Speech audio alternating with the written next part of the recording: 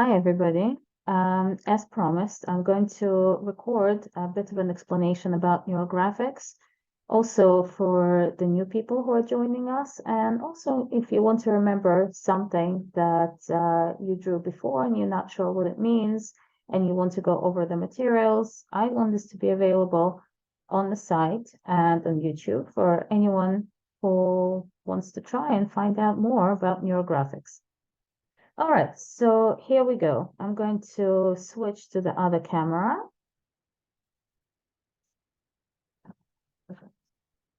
Here we go. Trying the new camera in the new setting. All right, so the main invention of neurographics and of Pavel Piskarev, who brought it to us, is the neurographic line. As you know, when you're talking on the phone and when you're spacing out, you'll be doing this, yeah, some kind of doodling, repetitive lines and motions. This is, again, our left hemisphere. It doesn't demand any effort on your part. And sometimes it's some kind of a spiral. This is just your brain getting rid of its tension. As opposed to these repetitive lines, which are very nice, they help us get rid of the tension, but they're not neurographic lines. As opposed to them, a neurographic line is a line that does not repeat itself at any point of its course, and it always surprises us. It flows to where we don't expect to see it. Even if the deviation from the original is 5 degrees, it's still going to go somewhere where we don't expect to see it. Right? Something like that. That's a neurographic line. And his second invention is the junctions between the lines and how they affect our process of drawing. So in order to explain that, I need to explain the basic symbols of neurographics, the ABC of this method. And as with other visual arts, we have a circle, and we have a triangle, and we have a square. And in my sessions, I always ask people, what does this remind you of? When you see a circle, what comes up in your mind? What resonates with it? And people usually start thinking about completion, about some kind of process that was completed, something harmonious, and this is exactly what it is. A circle is the sun, and as we know, its light keeps everything alive on our earth. It's the symbol of harmony, of healing, of peace, of everything that doesn't cause conflict. As opposed to that, a triangle is a bit of a dangerous symbol because when we look at it, we see a point. This is a point of an arrow or a point of a spear. This is something that's meant to be driven in to wound and injure. And because it's such a symbol of conflict, we try to avoid it in neurographics, at least until you know what you're doing. Because when you're drawing a triangle in your neurographic scheme, it means that you're inviting conflict, you're initiating it. And unless you have that in mind, it's wiser to stay away from triangles. And as for a square, that seems to be a symbol of foundation, of stability, of peace. And that's exactly what it is. You know, Hebrew alphabet, letter bit, byte, 4 corners, one's own 4 corners. That's my house is my castle. This is exactly what it is. This is stability. And this symbol is okay to use, but then again, you have to round up the corners. So yeah, circle is a very powerful archetypal symbol, and this is why we're going to use it the most. And of course, I weave in the story from the Gemara when Choni Me'agel would Aya Ag Uga, he would draw a circle around himself, and he would stand in the field and say, "Hashem, give us rain, or I'm not going to move from the circle." And Hashem would bring rain. The question is, why did he have to draw any circle at all? Why didn't he just say, "Okay, I'm going to stand here until you, Hashem, give us rain"? His trick was, it wasn't trick, it was his being a tzaddik, obviously. But the trick was that he created a field of harmony around himself, and because he was harmonious, he expanded it with that circle, and then he, as if he forced Hashem to cooperate with him and bring down harmony to the land and bring rain for the Jewish people in order to cooperate with that harmony. Clearly, he knew something about symbols, and you think, right. So the other invention of this method is the junctions between the lines. Okay, I'm going to draw a few more. Here, here's a junction. Yeah. When I look at this, I see a point of a triangle. This is sharp. This is attacking, and I want to smooth it. I want to go like that and make sure to smooth all four corners of this. So that's one way of doing it. You have a corner and you just color it in, color in the points so it doesn't seem so threatening. Another way of doing it is to just trace the line that you already have and then make it smooth, right? I trace the line and then I make it smooth and then I continue tracing it. And each time, because neurographic lines don't repeat themselves, I'm exploring this line. I'm not going right on it. It's okay to deviate. It's okay to explore other areas. I want to explore this line of thought, but I'm not going to go exactly the way the original line went. I'm going to explore it, right? When you have two lines very close together, it's okay to just make them one line, make it a thick line, declare your presence loud and clear. Hey, I'm here. I'm expressing my thoughts and feelings in this line. And then after you've been doing neurographics for a while, you will see all the places where you left out those corners and you'll want to color them in because they'll be screaming to you with the conflict that they carry. You'll want to remove the conflict from them. Right. So that was the introduction. And here is the pyramid of consciousness, which explains the removal of limitations algorithm and why it works. This is the pyramid, as opposed to the one Freud suggested. And I'm going to try and show it to you now. I need to switch the camera again. Right. Here, have a look at this pyramid. This is how Freud envisaged our subconscious. Yeah, this is our conscious mind, which is the small tip of the iceberg. Who knows what's hiding behind it? And this is terra incognita. This is something we don't know, we're not aware of. This is our subconscious, and this is our unconscious. It's a very simple model, which was okay for the 20s, which is when Freud invented it. But in our day and age, we need a little bit more complicated than that. Psychology advanced since then. And there are other models, and this is one of them, and it works with neurographics perfectly. So Freud had a few followers. One of them, probably the most famous one, was Carl Gustav Jung, who invented the theory of archetypes, which is what he invented a lot more than that. But for us, this is what's relevant here. And he defined the life goal of a person as individuation, achieving your fullest potential on the psychological level, on the mental level, on the physical level, becoming your best self and your most connected and most aware self as well. That is individuation. And the direction of individuation is down towards our deepest self. This is our iceberg, not Freudian iceberg. This is Piskaryov's pyramid of consciousness, and we're going to explore it today.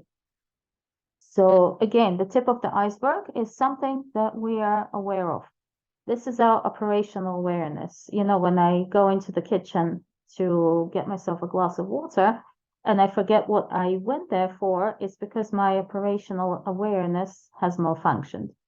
But usually works quite well. This is our RAM of our biological computer, the tip of our mind, and whatever it's directed at, and it looks like a ballpoint pen is not a coincidence. It really is the tip of our awareness and where we choose to plug it in. All of our daily actions are this, whether they're on autopilot, like brushing our teeth and showering, or they're conscious actions, they're here in this level of consciousness. Right. And with that, we are beginning to go down the individuation process. And the next level is our individual awareness. Okay, this is our life as we remember it. This is our past and our future. These are the things as we've kept them in our memories. This is our individual awareness of this life. And this is where the awareness levels stop. And we go further down into our individual subconscious.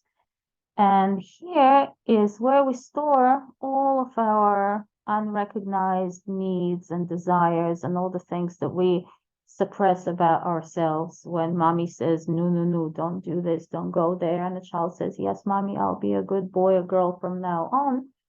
That is when that desire to take that extra ice cream or whatever, all the things that we define as undesirable, they go into our individual shadow and therefore into our individual subconscious. We can still easily bring that to mind. Do you remember when you asked for another ice cream and mommy said no?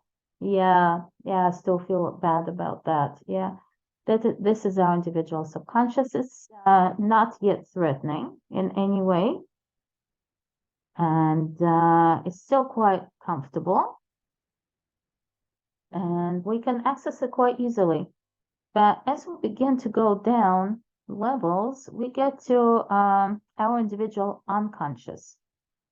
And that is already much more deep and much more controversial. This includes all of our experiences from all of our past lives, all of the soul memories. You know how some people are drawn to other cultures. Let's say they are attracted to the culture of Japan or Italy, and it's their dream to visit those countries, and they don't even know why. They're drawn to it. It's possible that a part of their individual unconscious was left in those countries, and they need to recover it in order to feel complete.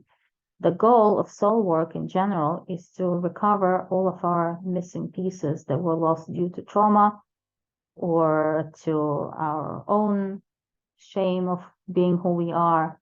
But that's for another lecture. Anyway, so this is the individual unconscious, and that is already quite difficult to access. We can do it through neurographics or through meditation or through regression therapy or hypnosis, or some other ways might also be effective, but either way, this is an effort. Oh, and rebirthing also takes us there.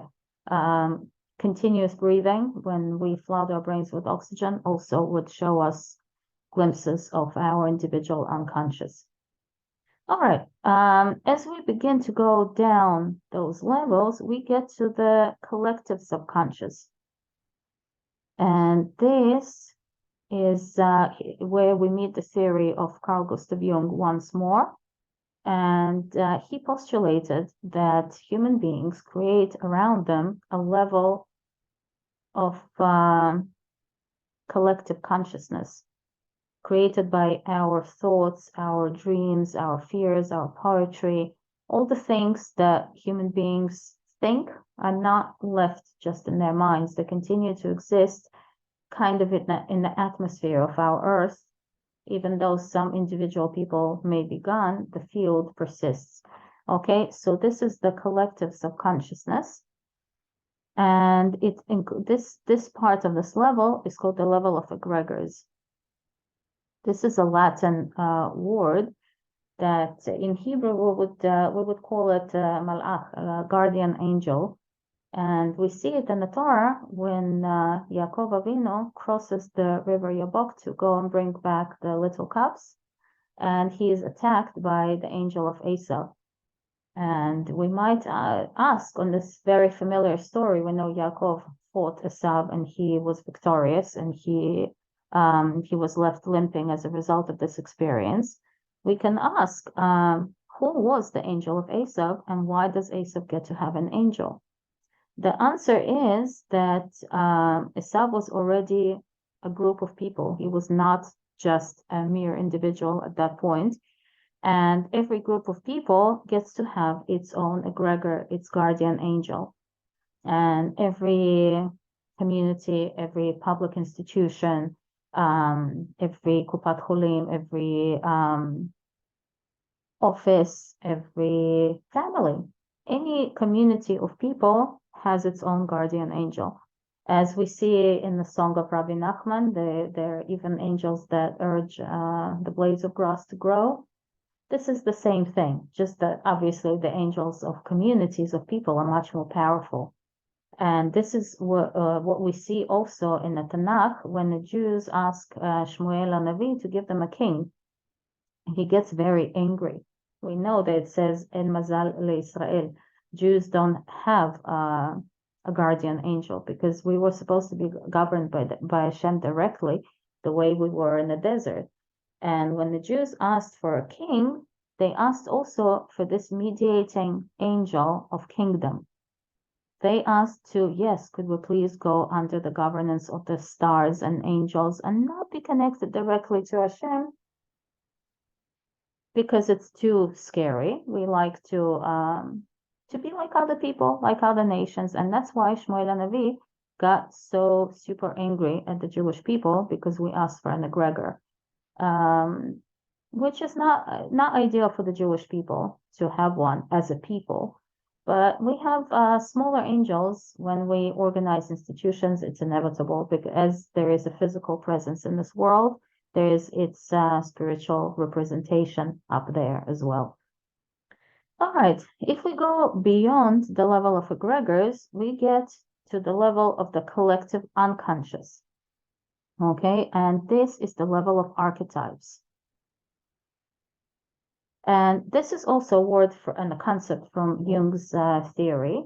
An archetype is a universally recognized pattern in the collective unconscious, which applies to all nations and all cultures. Let's say when you see an old man, you're driven to rise for him, even though you may not know who he is. You might not know whether he's wise or not, but your instinct will push you to rise for him because this is what archetypes do. It's a universally recognized pattern. When you see a mother with a baby, you go, oh, baby. Yeah. Something inside us resonates with that picture. That mother's archetype is much stronger with the Christians than with us for obvious reasons. But still, we respond to it. We resonate with it. And there are many archetypes. There's the archetype of evil, the Satan, the helpful animals, the mother archetype, the wise old man. And this is what we see in popular culture. Any film you think of, be it Star Wars with its Master Yoda, Obi-Wan, and opposing them, there's Darth Vader. Whether you think of Avatar, whether you think of The Lord of the Rings or any nonfiction work, we immediately recognize these archetypes. Our culture is permeated with them such a level that we cannot conceive of something outside those archetypes. For example, the hero's journey. Yeah, every book, every classic book we know contains the journey of the main hero, and they have to fight the forces of evil. There might be some dragon. There might be an army of an enemy. Either way, the hero finds his woman. He emerges victorious, and our entire culture is built on the hero archetype. If you think about it, our being Western, not Jewish, yeah, we belong in two cultures simultaneously sometimes. So this is the level of archetypes, which is the deepest, innermost level of our psyche. And the only level that's beyond that is the absolute, is the level of the creator. And indeed, there are two ways to connect to Hashem. One is to go towards the outside and pray, daven, and promise tzedakah, and, to connect to Hashem in the in the accepted way. And the other way is to look inside yourself, because where your self ends, God begins. Hashem gave us a soul from heaven. Our soul is a part of Him. And that's why when we go all the way down into our subconscious, we will get into the point of our soul that connects to the absolute. Okay, and these are the levels of neurographics. And when we work on these patterns, we allow the energy to flow from the level of the absolute to our level of the individual awareness, of operational awareness. We allow the currents to permeate all of those levels and rise to our consciousness, right? And at this point, as I'm creating this drawing, I would like to round up the corners to make this connection smooth, right? And explore it in the most comfortable and safe way. And as I'm doing it, there's going to be resistance, because when we round up the corners in the algorithm of neurographics, that is when we encounter all the parts of us that resist this connection. You know, when they say you should exit the zone of comfort and try something new, they forget to tell you that the zone of comfort isn't comfortable. It's just the pain that we are used to, the pain that we tolerate because that's all we know. And here, I'm allowing the currents of energy to go through all the levels of the structure of this pyramid and reach my operational awareness. And of course, in the algorithm, these would be the lines of the field, the ones that resemble rivers, that carry the most energy. And at this point, I might want to color this to see which levels resonate with which chakras, where is it going to take me?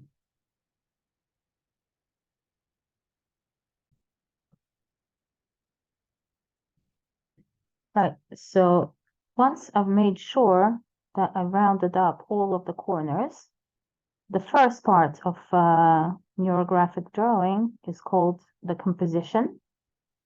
And once I'm finished assembling my composition, just making sure there are no corners left anywhere, that's all smoothed out. I want my pyramid of consciousness to be very, very harmonious and carry harmony to anyone who's listening as well. Right, checking it. Here's another corner. Just making sure I don't forget anything. Don't want any conflict here. And all the while, I'm making sure to let the energy flow up from the level of absolute into the level of my operational awareness, right? And I might want to add some circles to harmonize a bit more. Where would I like a circle? What would I like to harmonize?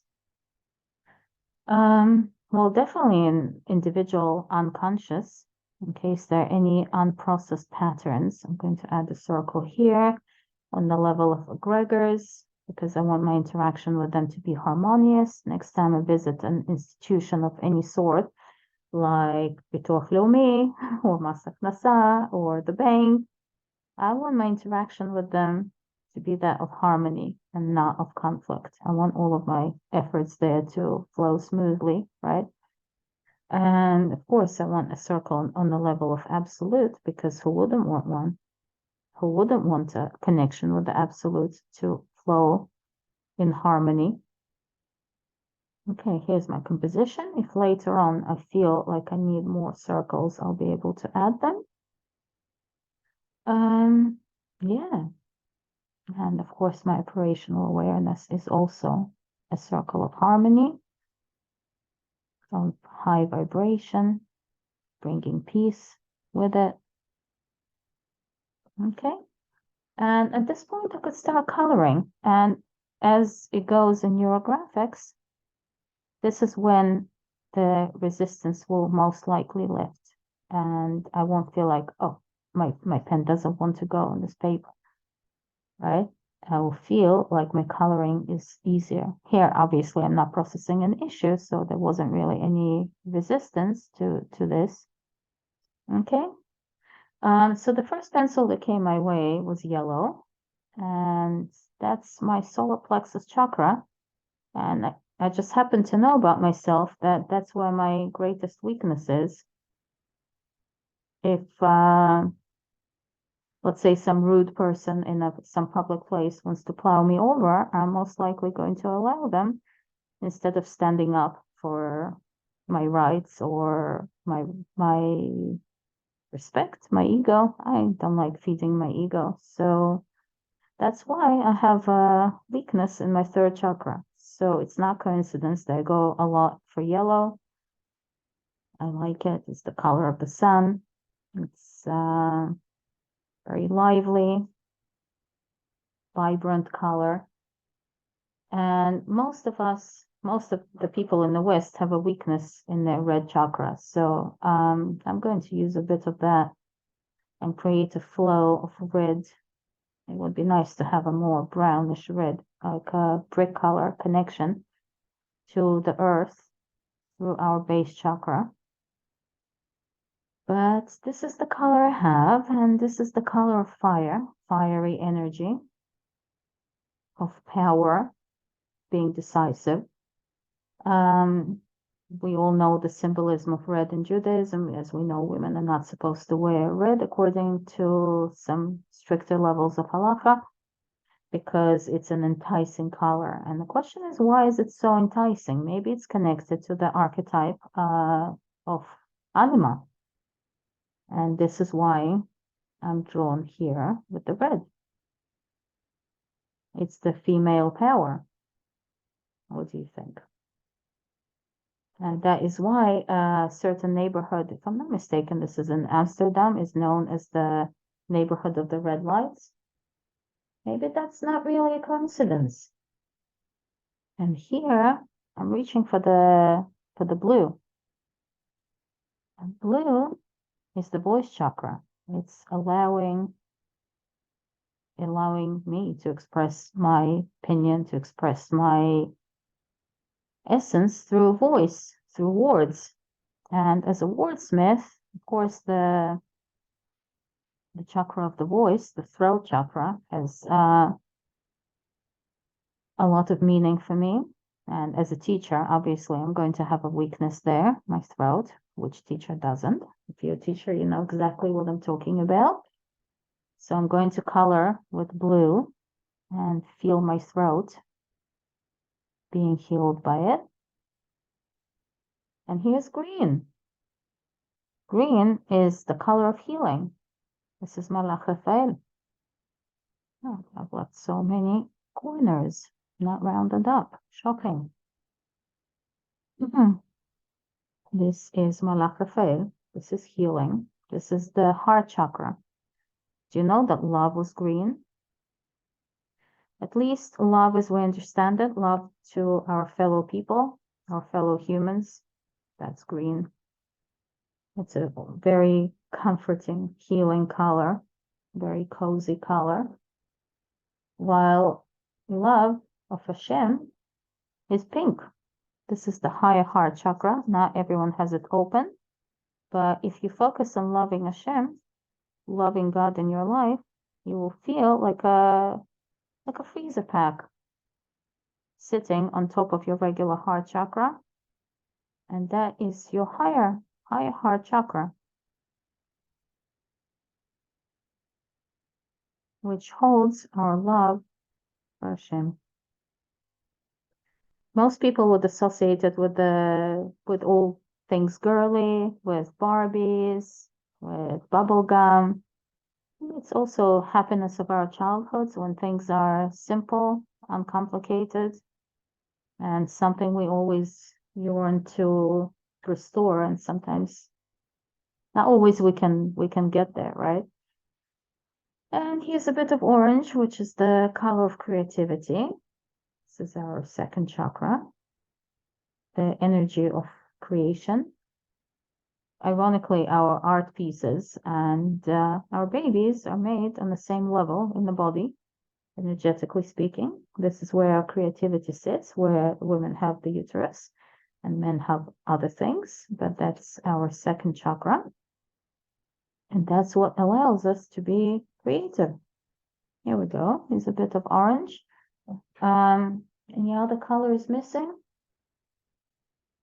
I love light blue, but I've already used it. Purple. Purple, of course, is the color of the third eye. It's the sixth chakra. And it allows us to have wisdom, perception, mind. Third eye is a very vague name for our intuition and our mind and the powers of rational thinking. They're all here, hidden in the purple. It's also the energy of transmutation.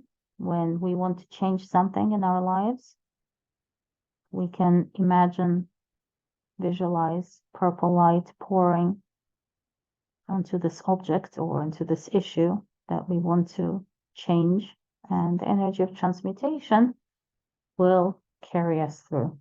I love purple. When I'm old, I shall wear purple. Or maybe I won't wait till I'm old. Maybe I should wear purple already. Do you think? Do any of you wear purple? Write it in comments to this video if you also love purple, just like me. It's probably one of my favorite colors. Oh, and this is left as well. A bit more wisdom. We could never have too much wisdom. There we go. Here's a nice purple current of wisdom going all the way through this pyramid of consciousness. Okay, and now I'm going to take a marker. I'm going to get a thinner one, if I can find it. And I will trace this pyramid with the lines of the field. They're the ones that carry energy from heaven or from earth. Depends on where I'm choosing to trace it from. And this time I'm choosing the earth and tracing it bottom to the top. And here's my pyramid of consciousness taking shape. And now I may want to merge this line with the other line, and then I have to round out the corner.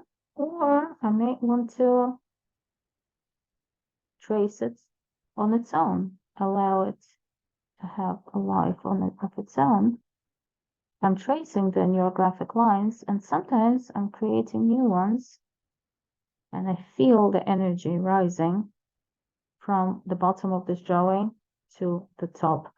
And here's my pyramid of consciousness, according to Pavel Piskarev, the founder of Neurographics, with all of its levels. And you might want to draw one of your own. From operational awareness, individual awareness, individual subconscious, individual unconscious, collective subconscious, which is the egregores, collective unconscious, which is the archetypes, and the absolute, which is our connection to God. I'm going to highlight a circle, allow even more harmony to flow into it. Obviously, I have to round it up afterwards. And I'm allowing my marker to choose its course freely and not be limited by the lines that are already present in here. And you know, it feels a lot more harmonious. This drawing, it's also a bit more colorful and visually appealing. Did I forget any short corners? Hopefully not. I don't want any conflict in here. I want harmony. And I hope we'll get to draw together again soon. Please let me know which algorithm you would like to learn next. What are your goals in Neurographics? What kind of issues would you like to address? And I will organize another public drawing. Waiting to hear from you. Please comment on this video. Please share it on your social networks if you feel like it. Please subscribe to my pages on the social media if you would like to get more updates, more lessons on soul work and neurographics, and with so much love from Fusion Wellness. Thank you all for joining with me.